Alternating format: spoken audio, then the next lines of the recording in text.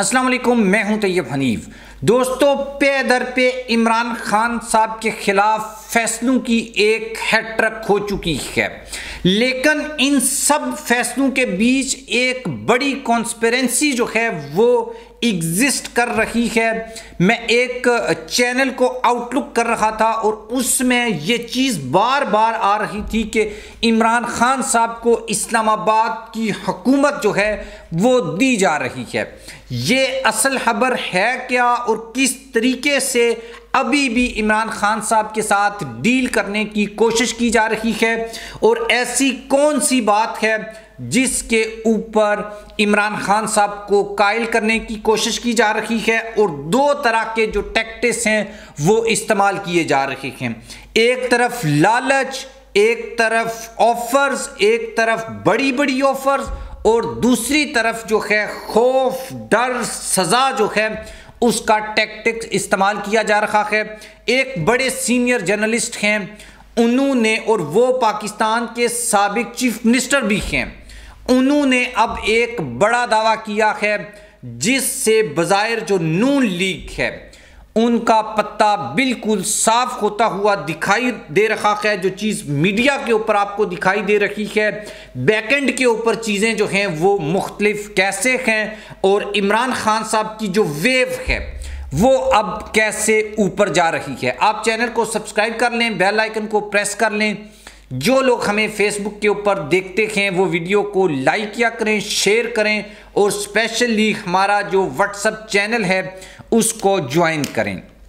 मैंने आपको 3-4 दिन पहले एक खबर दी थी एक डील के बारे में, फिर इमरान खान साहब ने भी उसकी तस्दीक की है, और चीफ इलेक्शन कमिश्नर साहब का जो बयान था कि आज़ाद अरकान मिलकर भी अगर अक्सरियत में हूं तो वो अपनी हुकूमत बना सकते हैं। ये एक बहुत बड़ा टर्निंग पॉइंट था, ये एक बहुत बड़ा ग्रीन सिग्नल था।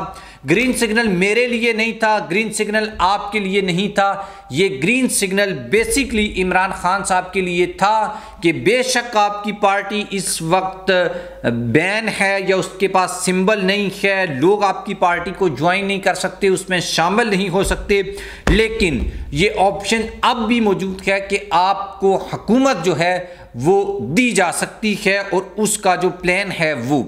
ये जो सीनियर जर्नलिस्ट हैं इन्होंने एक बड़ा दावा किया है, और आगे मैं चलकर आपको बताऊंगा। अडियाला जेल में मुलाकात के हवाले से बड़ी जो हैं खबरें मीडिया के ऊपर गर्दिश कर रही है। पिछले 6 दिनों में बड़ी कुछ अहम तरीन डेवलपमेंट्स हुई हैं। एक तो वो डेवलपमेंट है जो मुराद सईद साहब ने बताई कि भाई 3 साल खान साहब बनी गाला में रहेंगे, वहाँ पर वो हुकूमती मामलात में नहीं करेंगे। अच्छा, ये एक बड़ा पुराना ख्वाब है, ये एक बड़ा पुराना यानी कि वो जिसे कहते हैं प्लान है। माइनस इमरान खान का नाम आपने कई बार सुना होगा, इवन उस वक्त भी आपने सुना होगा जब इमरान खान साहब की पार्टी पीटीआई 2018 में मेजॉरिटी लेकर इक़्तिदार में आई थी कि खान साहब के अलावा किसी को भी प्राइम मिनिस्टर आप बना दो, और अपोजिशन की जमातें भी उसके ऊपर एग्री आपको दिखाई देती थी। अब भी इस पूरे सिस्टम से इमरान खान को अलग करने के लिए एक जो कोशिश है वो की जा रही है, क्योंकि इमरान खान साहब इस सिस्टम के अंदर फिट नहीं बैठते। वो तोशाखाना में गए तो तोशाखाना के कवानीन तब्दील कर दिए, और उन्होंने वहाँ पर क्या काम किया, तोशाखाना के कवानीन तब्दील करके 20% को 50% कर दिया, और खान साहब के ऊपर ही तोशाखाना का केस बना दिया।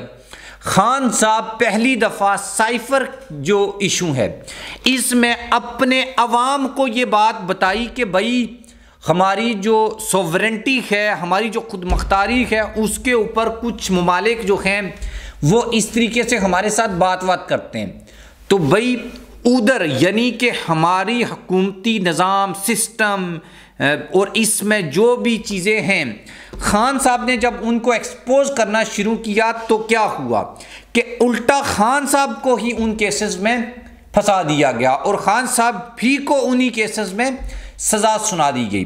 खबर यह है कि भाई पे दर पे जो पीटीआई के ख़िलाफ़ केसेस के फैसले आ रखे हैं, इमरान खान साहब को सज़ाएं हो रखी हैं। इन सज़ाओं के बाद जो पीटीआई के लोग हैं या जो वोटर है, पब्लिक है, उसका जो सेंटीमेंट है वो इमरान खान की तरफ बड़ा सिंपैथी का है। और जिन लोगों ने वोट नहीं डालना था, जिन लोगों को असल में बेसिकली लोगों को डिसअपॉइंट किया जा रहा है। लेकिन मैं अक्सर अपनी वीडियोस में एक बात कहता हूं कि भाई ये इलेक्शंस नहीं हैं पीटीआई के लिए। खान साहब ने जो नज़रिया दिया है, दूसरी जमातें इलेक्शन लड़ रही हैं, पीटीआई वाले इलेक्शन नहीं लड़ रहे, उनके लिए तो ये एक बहुत बड़ी आजमाइश है। और वो तो इसको किसी ना किसी दर्जे में शायद जिहाद भी समझ रहे हों। यानी कि ये लेवल है। और आप उन लोगों को ये फैसले खान साहब के खिलाफ दिलवा कर जो है डिसअपॉइंट करने की कोशिश कर रहे हैं, और ये एक बड़ी नाकाम कोशिश है।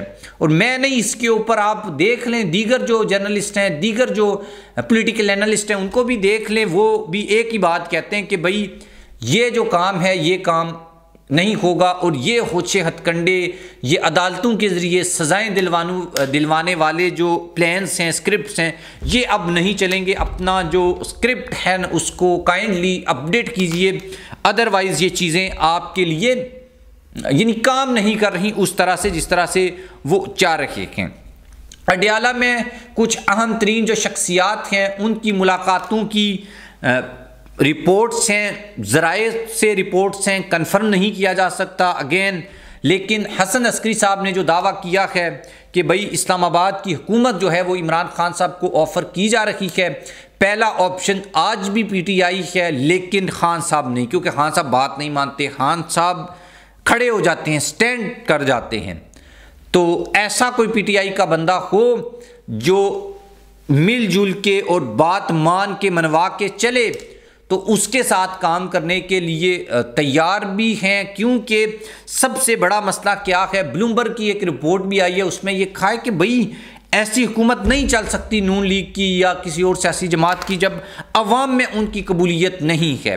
मतलब वो शख्स वज़ीर आज़म बनेगा जिसके सर के ऊपर इमरान साहब का हाथ होगा, वो लीडर भी बन जाएगा, वो वज़ीर आज़म भी बन जाएगा। और खान साहब को यही कहा जा रहा है कि आप वज़ीर आज़म ना बने 3 साल के लिए और किसी एक बंदे को नॉमिनेट कर दें। नॉमिनेट हम करेंगे, लेकिन आपके मुंह से ये दिलवाया जाएगा, आपकी ज़बान से ये कहलवाया जाएगा कि हाँ मैंने इसको नामज़द किया है, और लोग फिर मान लेंगे। अदरवाइज़ लोग भी नहीं मानते ना, अगर खान साहब किसी के लिए जो है वो हाँ नहीं करें। उन्होंने शेर अफजल मरवत के सर के ऊपर हाथ रखा, वो लीडर बन गया, ये तो एक रियलिटी है। दूसरे नंबर के ऊपर ये जो 3 नाम हैं, ये अभी तक जो रिपोर्ट्स हैं उसमें अली मोहम्मद खान और सबसे अहम नाम बैरिस्टर गौहर साहब का ही है। कुछ लोगों का ये ख्याल है कि शायद वो स्टैब्लिशमेंट के बड़े नज़दीक समझे जाते हैं। और एक और बंदा है जिसका नाम जो है वो भी डिस्क्लोज़ नहीं किया जा सकता, कि ये जो 3 लोग हैं इनमें से किसी एक बंदे को वज़ीर आज़म बना दिया जाए और अक्सरियत में वैसे ही आज़ाद उम्मीदवार जीत जाएंगे। लेकिन उससे भी बड़ा सवाल ये है कि अगर पीटीआई जीत जाती है और खान साहब डील नहीं करते, तो फिर कौन प्राइम मिनिस्टर बनेगा, और क्या हुकूमत पीटीआई को दी जाएगी या नहीं दी जाएगी, या फिर वही हिसाब होगा जो 1971 में हुआ था। मुजीबुर रहमान अक्सरियत के बावजूद उनको हुकूमत नहीं दी गई थी, और उसके नतीजे में पाकिस्तान 2 लख्त हो गया था। और जब ये सवाल अनवारुल्लाह काकड़ साहब से किया गया, तो उन्होंने इसके ऊपर बड़ा जो है वो एक ऐसा जवाब दिया, मतलब ना हाँ में ना में, मतलब अब ये फैसला अभी तक नहीं हुआ कि भाई पीटीआई अगर अक्सरियत में जीत जाती है तो क्या फिर भी पीटीआई को हुकूमत दी जाएगी। हाँ, अगर तो खान साहब डील कर लें फिर तो दे दी जाएगी, फिर मसला नहीं है। अगर खान साहब का जो नेचर है वो आप भी समझते हैं, मैं भी समझता हूं, और मैंने पिछली वीडियो में आपसे भी ये सवाल किया था कि क्या खान साहब को कोई डील करके हुकूमत लेनी चाहिए या नहीं लेनी चाहिए। आपने भी कहा किसी सूरत में डील नहीं करनी चाहिए, और फिर डेफिनेटली जब आवाम की अक्सरियत ये कहकर वोट देती है कि डील नहीं होनी चाहिए, नहीं करनी चाहिए, तो फिर डेफिनेटली होगी भी नहीं। लेकिन आपसे फिर एक सवाल है कि क्या आप इन सब फैसलों के आने के बाद पीटीआई की जो सपोर्ट है वो आपने छोड़ दी है, या आप अभी भी इन फैसलों की असलियत को समझते हैं और खान साहब के साथ खड़े हैं? ज़रूर कमेंट बॉक्स में जाकर इसके ऊपर लिखिएगा। अल्लाह हाफिज़।